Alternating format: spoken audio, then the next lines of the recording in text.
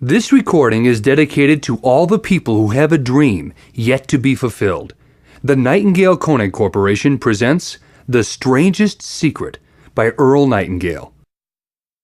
I'd like to tell you about the strangest secret in the world. Not long ago, Albert Schweitzer, the great doctor and Nobel Prize winner, was being interviewed in London, and a reporter asked him, "Doctor, what's wrong with men today?" The great doctor was silent a moment, and then he said, "Men simply don't think." And it's about this that I want to talk with you. We live today in a golden age. This is an era that man has looked forward, dreamed of, and worked toward for thousands of years. But since it's here, we pretty well take it for granted.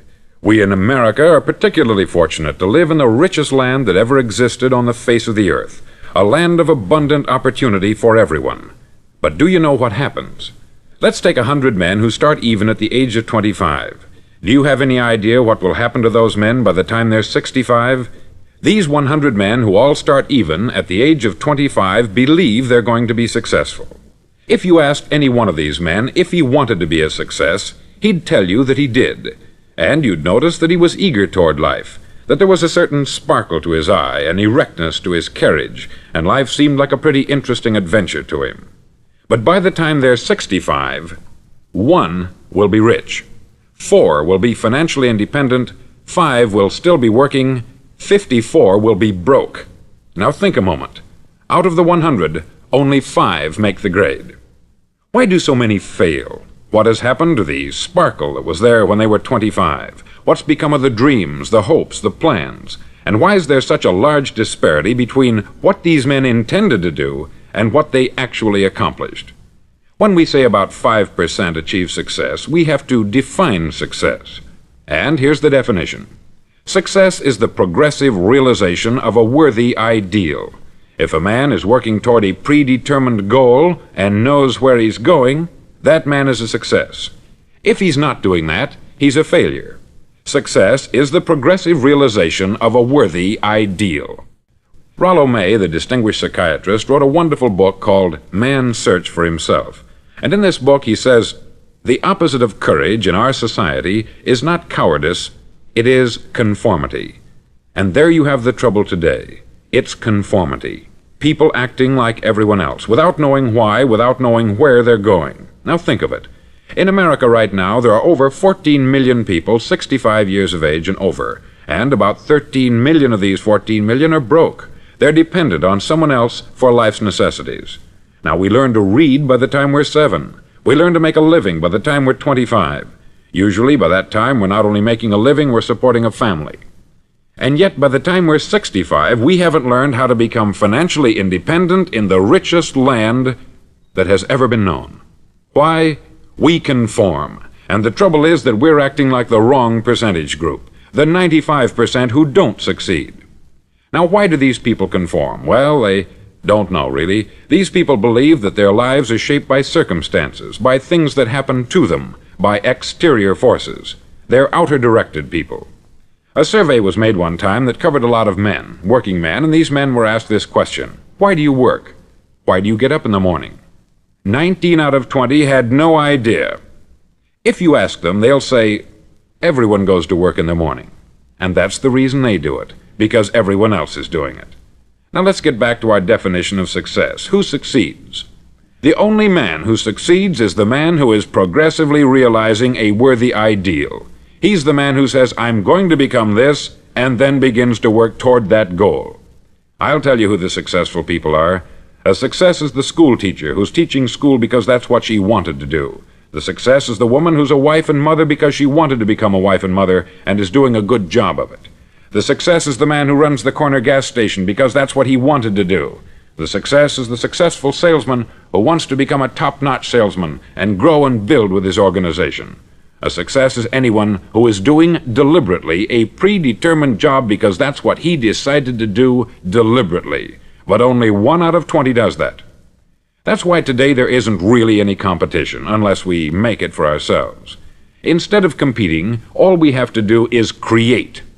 Now, for 20 years, I looked for the key which would determine what would happen to a human being. Was there a key, I wanted to know, which would make the future a promise that we could foretell to a large extent?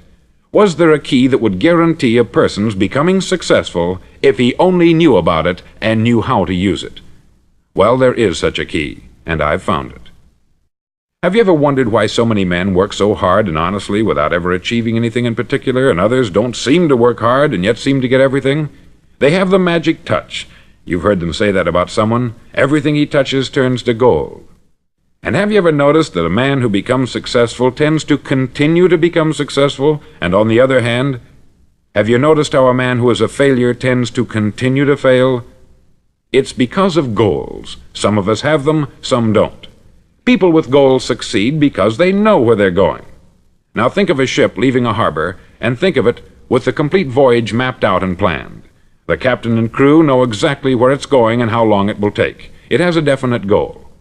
9,999 times out of 10,000 it will get to where it started out to get. Now let's take another ship, just like the first, only let's not put a crew on it, or a captain at the helm. Let's give it no aiming point, no goal, no destination. We just start the engines and let it go. I think you'll agree with me that if it gets out of the harbor at all, it will either sink or wind up on some deserted beach a derelict. It can't go any place because it has no destination and no guidance. It's the same with a human being. Take the salesman, for example. There is no other person in the world today with the future of a good salesman. Selling is the world's highest paid profession, if we're good at it and if we know where we're going. Every company needs top-notch salesmen, and they reward those men. The sky is the limit for them. But how many can you find? Someone once said, the human race is fixed, not to prevent the strong from winning, but to prevent the weak from losing. The American economy today can be likened to a convoy in time of war. The entire economy is slowed down to protect its weakest link, just as the convoy had to go at the speed that would permit its slowest vessel to remain in formation. That's why it's so easy to make a living today. It takes no particular brains or talent to make a living and support a family today.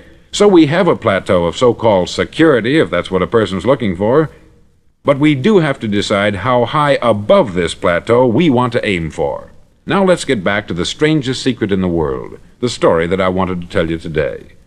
Why do men with goals succeed in life, and men without them fail? Well, let me tell you something which, if you really understand it, will alter your life immediately. If you understand completely what I'm going to tell you from this moment on, your life will never be the same again. You'll suddenly find that good luck just seems to be attracted to you. The things you want just seem to fall in line. And from now on, you won't have the problems, the worries, the gnawing lump of anxiety that perhaps you've experienced before. Doubt, fear, well, they'll be things of the past. Here's the key to success, and the key to failure. We become what we think about. Now let me say that again. We become what we think about. Throughout all history, the great wise men and teachers, philosophers and prophets have disagreed with one another on many different things. It is only on this one point that they are in complete and unanimous agreement. Listen to what Marcus Aurelius, the great Roman emperor, said. He said, "A man's life is what his thoughts make of it." Disraeli said this, "Everything comes if a man will only wait. I have brought myself by long meditation to the conviction that a human being with a settled purpose must accomplish it, and that nothing can resist a will that will stake even existence for its fulfillment." Ralph Waldo Emerson said this, "A man is what he thinks about all day long." William James said, "The greatest discovery of my generation is that human beings can alter their lives by altering their attitudes of mind." And he also said, "We need only in cold blood act as if the thing in question were real, and it will become infallibly real by growing into such a connection with our life that it will become real. It will become so knit with habit and emotion that our interest in it will be those which characterize belief." He also said this, "If you only care enough for a result, you will almost certainly attain it. If you wish to be rich, you will be rich. If you wish to be learned, you will be learned. If you wish to be good, you will be good. Only you must then really wish these things, and wish them exclusively, and not wish at the same time 100 other incompatible things just as strongly." In the Bible you read, in Mark 9:23, "If thou canst believe, all things are possible to him that believeth." Dr. Norman Vincent Peale said this: "This is one of the greatest laws in the universe. Fervently do I wish I had discovered it as a very young man. It dawned upon me much later in life, and I've found it to be one of the greatest, if not my greatest discovery, outside of my relationship to God. And the great law, briefly and simply stated, is that if you think in negative terms, you'll get negative results. If you think in positive terms, you will achieve positive results. That is the simple fact which is at the basis of an astonishing law of prosperity and success. In 3 words, believe and succeed." William Shakespeare put it this way: "Our doubts are traitors, and make us lose the good we oft might win, by fearing to attempt." George Bernard Shaw said, "People are always blaming their circumstances for what they are. I don't believe in circumstances. The people who get on in this world are the people who get up and look for the circumstances they want, and if they can't find them, make them."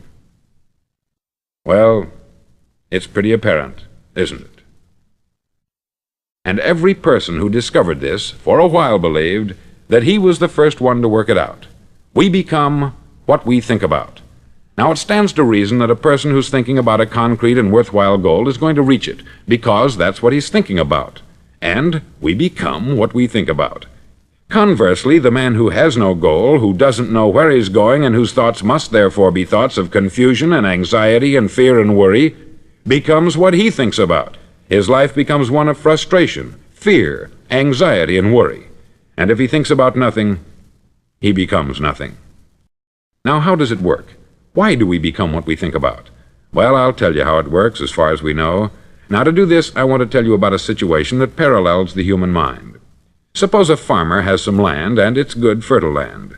Now, the land gives the farmer a choice. He may plant in that land whatever he chooses. The land doesn't care. It's up to the farmer to make the decision. Now, remember, we're comparing the human mind with the land, because the mind, like the land, doesn't care what you plant in it.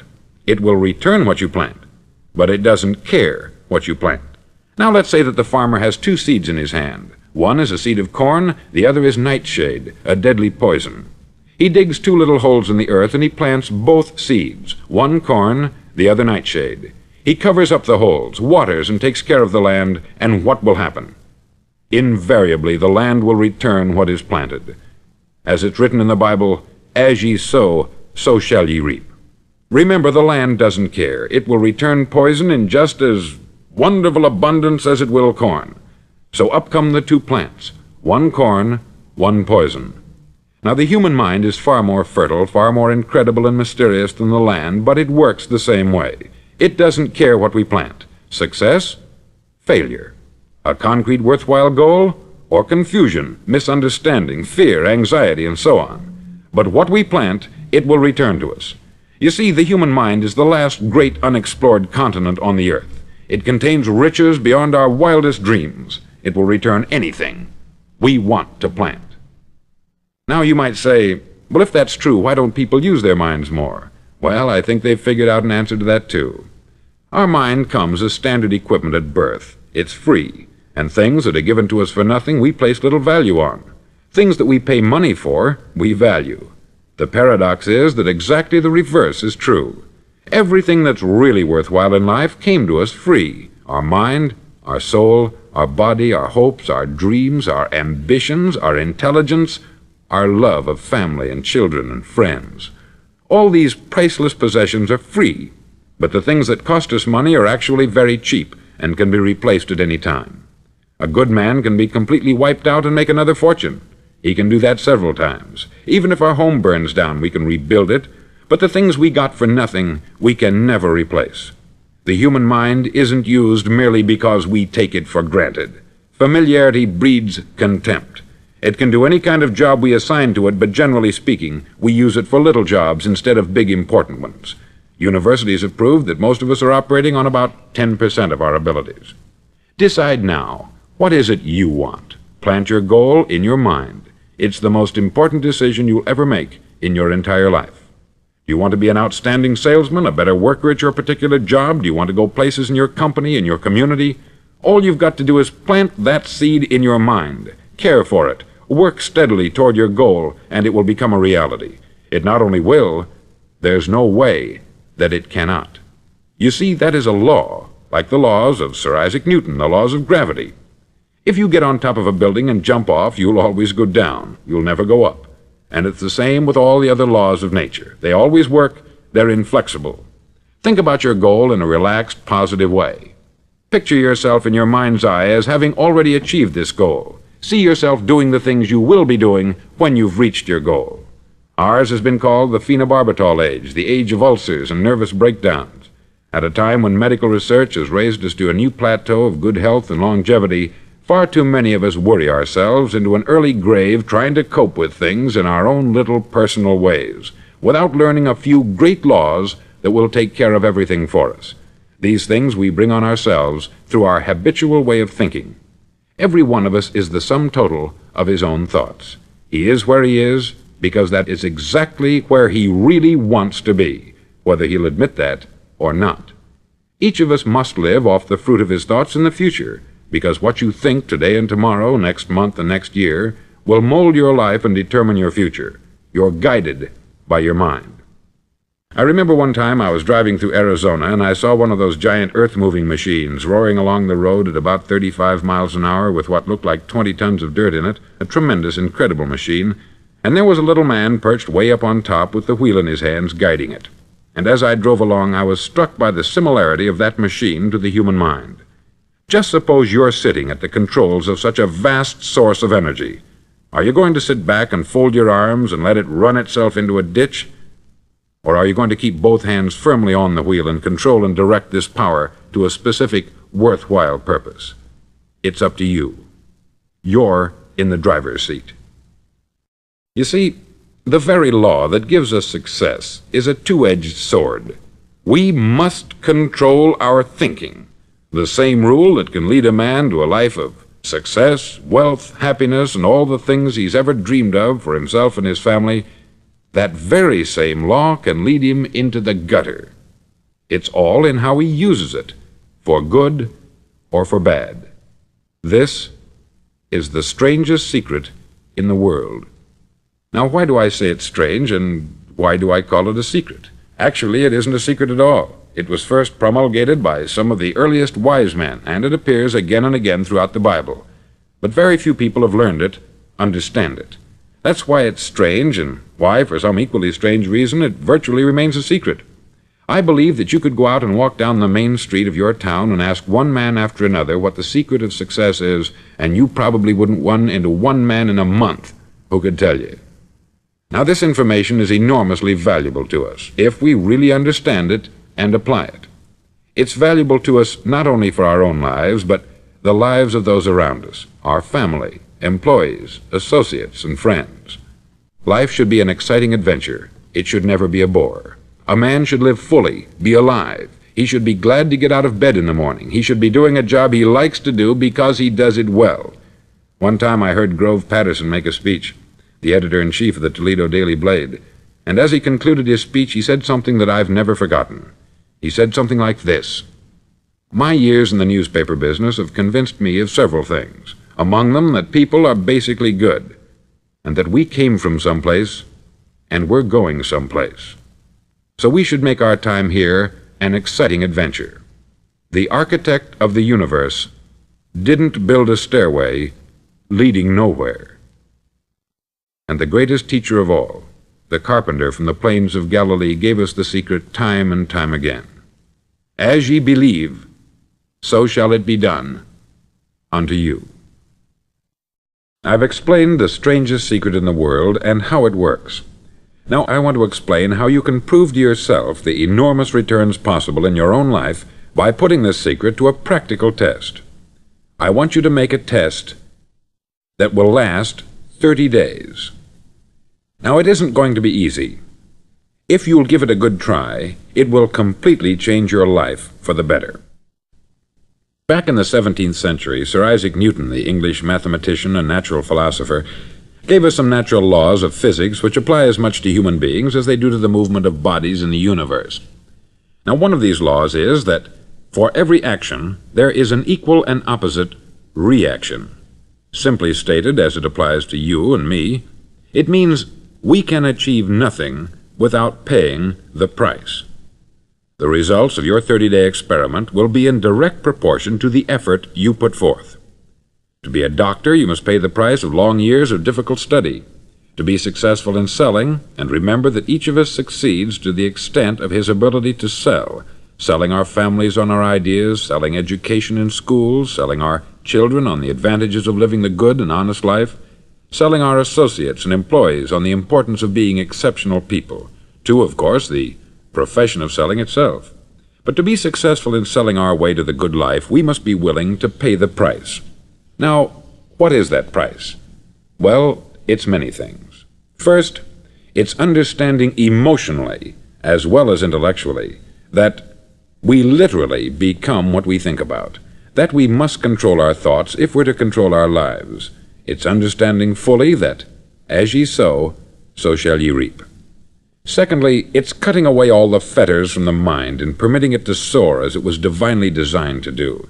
It's the realization that your limitations are self-imposed, and that the opportunities for you today are enormous beyond belief. It's rising above narrow-minded pettiness and prejudice. Thirdly, to use all your courage to force yourself to think positively on your own problem, to set a definite and clearly defined goal for yourself, to let your marvelous mind think about your goal from all possible angles, to let your imagination speculate freely upon many different possible solutions, to refuse to believe there are any circumstances sufficiently strong to defeat you in the accomplishment of your purpose, to act promptly and decisively when your course is clear, and to keep constantly aware of the fact that you are, at this moment, standing in the middle of your own acre of diamonds, as Russell Conwell used to point out. Fourth, save at least 10% of what you earn. It's also remembering that no matter what your present job, it has enormous possibilities if you're willing to pay the price. Now let's just go over the important points in the price each of us must pay to achieve the wonderful life that can be ours. It is, of course, worth any price. 1. You will become what you think about. 2. Remember the word imagination. Let your mind soar. 3. Courage. Concentrate on your goal every day. 4. Save 10% of what you earn. And action. Ideas are worthless unless we act on them. Now I'll try to outline the 30-day test I want you to make. Now keep in mind that you have nothing to lose by making this test, and everything you could possibly want to gain. There are two things that may be said of everyone. Each of us wants something, and each of us is afraid of something. I want you to write on a card what it is you want more than anything else. It may be more money. Perhaps you'd like to double your income or make a specific amount of money. It may be a beautiful home. It may be success at your job. It may be a particular position in life. It could be a more harmonious family. Each of us wants something. Write down on your card specifically what it is that you want. Make sure it's a single goal and clearly defined. You needn't show it to anyone, but carry it with you so that you can look at it several times a day. Think about it in a cheerful, relaxed, positive way each morning when you get up, and immediately you have something to work for, something to get out of bed for, something to live for. Look at it every chance you get during the day and just before going to bed at night. As you look at it, remember that you must become what you think about, and since you're thinking about your goal, you realize that soon it will be yours. In fact, it's yours really the moment you write it down and begin to think about it. Look at the abundance all around you as you go about your daily business. You have as much right to this abundance as any other living creature. It's yours for the asking. Now we come to the difficult part. Difficult because it means the formation of what is probably a brand new habit, and new habits are not easily formed. Once formed, however, it'll follow you for the rest of your life. Stop thinking about what it is you fear. Each time a fearful or negative thought comes into your consciousness, replace it with a mental picture of your positive and worthwhile goal. There will come times when you will feel like giving up. It's easier for a human being to think negatively than positively. That's why only 5% is successful. You must begin now to place yourself in that group. For 30 days, you must take control of your mind. It will think only about what you permit it to think. Each day for this 30-day test, do more than you have to do. In addition to maintaining a cheerful, positive outlook, give of yourself more than you've ever done before. Do this knowing that your returns in life must be in direct proportion to what you give. The moment you decide on a goal to work toward, you're immediately a successful person. You're then in that rare and successful category of people who know where they're going. Out of every 100 people, you belong to the top 5. Don't concern yourself too much with how you're going to achieve your goal. Leave that completely to a power greater than yourself. All you have to do is know where you're going. The answers will come to you of their own accord. Remember these words from the Sermon on the Mount, and remember them well. Keep them constantly before you this month of your test. Ask, and it shall be given you. Seek, and ye shall find. Knock, and it shall be opened unto you. For every one that asketh receiveth, and he that seeketh findeth, and to him that knocketh it shall be opened. It's as marvelous and as simple as that. In fact, it's so simple that in our seemingly complicated world it's difficult for an adult to understand that all he needs is a purpose and faith. For 30 days, do your best. If you're a salesman, go at it as you've never done before, not in hectic fashion, but with the calm, cheerful assurance that time well spent will give you the abundance in return you deserve and want. No matter what your job, do it as you've never done it before for 30 days. And if you've kept your goal before you every day, you'll wonder and marvel at this new life you've found. Dorothea Brand, outstanding editor and writer, discovered it for herself and tells about it in her fine book, Wake Up and Live. Her entire philosophy is reduced to the words, act as though it were impossible to fail. She made her own test with sincerity and faith, and her entire life was changed to one of overwhelming success. Now you make your test for 30 full days. Don't start your test until you've made up your mind to stick with it. You see, by being persistent, you're demonstrating faith. Persistence is simply another word for faith. If you didn't have faith, you would never persist.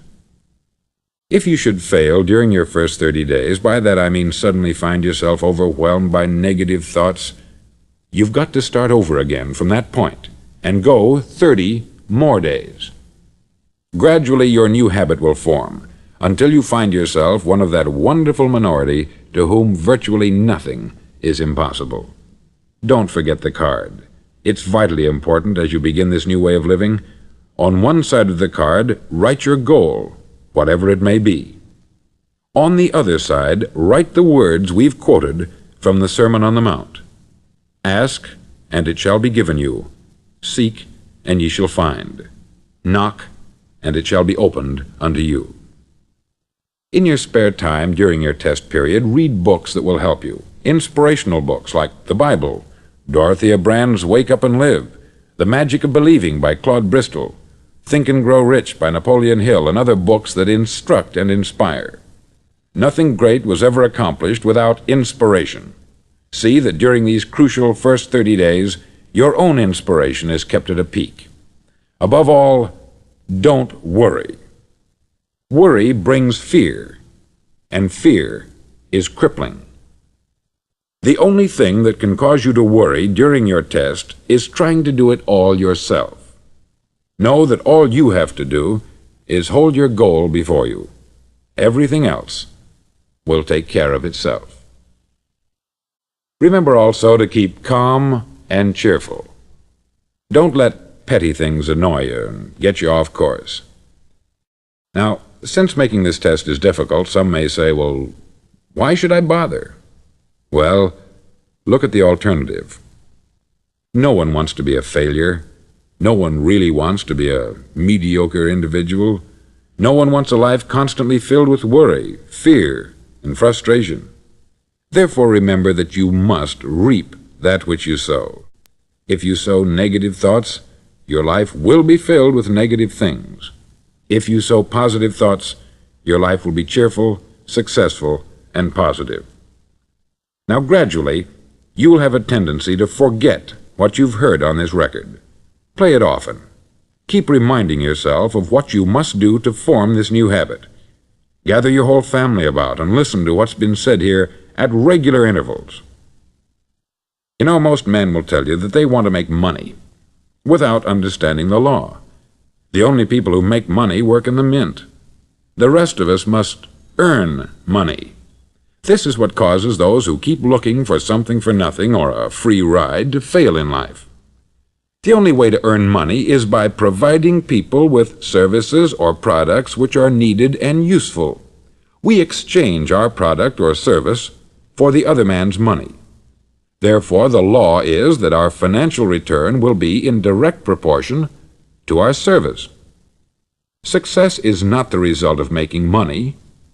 Making money is the result of success, and success is in direct proportion to our service. Most people have this law backwards. They believe that you're successful if you earn a lot of money. The truth is that you can only earn money after you're successful. It's like the story of the man who sat in front of the stove and said to it, "Give me heat, and then I'll add the wood." How many men and women do you know, or do you suppose there are today, who take the same attitude toward life? There are millions. We've got to put the fuel in before we can expect heat. Likewise, we've got to be of service first before we can expect money. Don't concern yourself with the money. Be of service. Build, work, dream, create. Do this, and you'll find there's no limit to the prosperity and abundance that will come to you.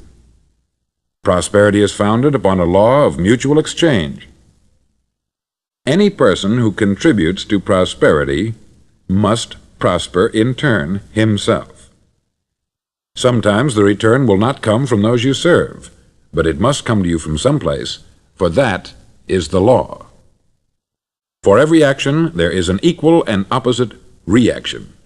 As you go daily through your 30-day test period, remember that your success will always be measured by the quality and quantity of service you render, and money is a yardstick for measuring this service.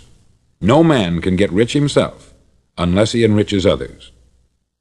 There are no exceptions to a law. You can drive down any street in America and from your car estimate the service that's being rendered by the people living on that street.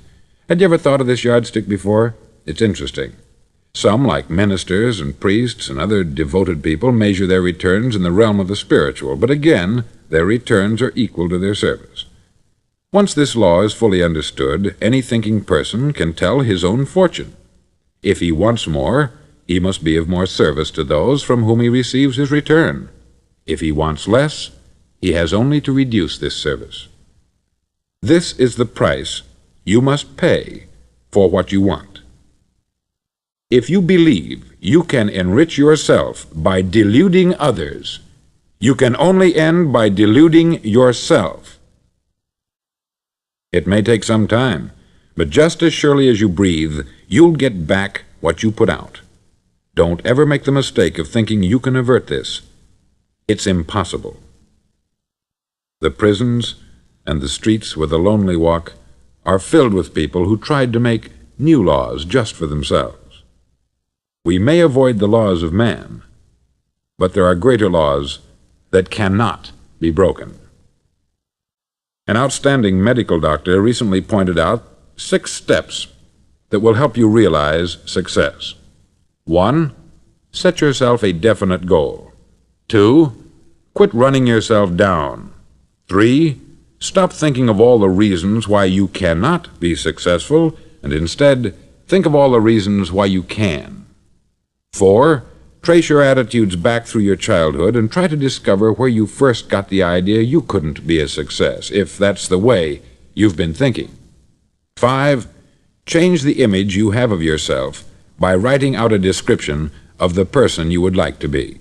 And 6. Act the part of the successful person you have decided to become. The doctor who wrote those words is a noted West Coast psychiatrist, David Harold Fink, M.D. Do what all experts since the dawn of recorded history have told you you must do. Pay the price by becoming the person you want to become. It's not nearly as difficult as living unsuccessfully. Make your 30-day test. Then repeat it. Then repeat it again. Each time it will become more a part of you until you'll wonder how you could ever have lived any other way. Live this new way, and the floodgates of abundance will open and pour over you more riches than you may have dreamed existed. Money? Yes, lots of it. But what's more important, you'll have peace. You'll be in that wonderful minority who lead calm, cheerful, successful lives. Start today. You have nothing to lose, but you have a life to win.